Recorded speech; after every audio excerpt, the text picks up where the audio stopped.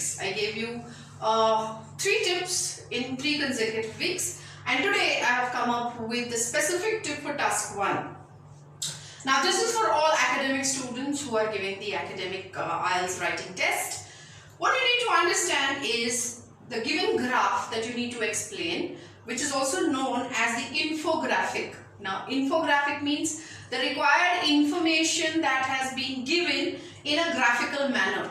And how are you going to explain it with your words? Simple things that you need to remember and take it as a tip, that the graph is not asking, or they are not asking you to give your opinion or add a point of view. What they're asking you to explain the data that is being given to you.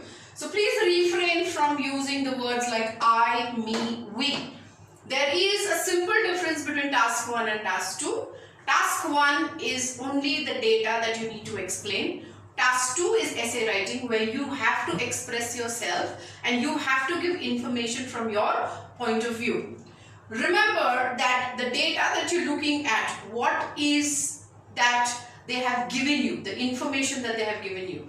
You just need to translate that information in words and write a simple graph with simple language with some trending words, like, for example, if there is a graph which shows increase, you must use the word like rise, increase, incline. And if there is any data which shows that there is some decline that is happening, so the trending words to be used is decline, downward, downfall, decrease. So these words, we call them as trending words, using in your academic graph will give you a higher score and will definitely enhance your writing where the graph is concerned.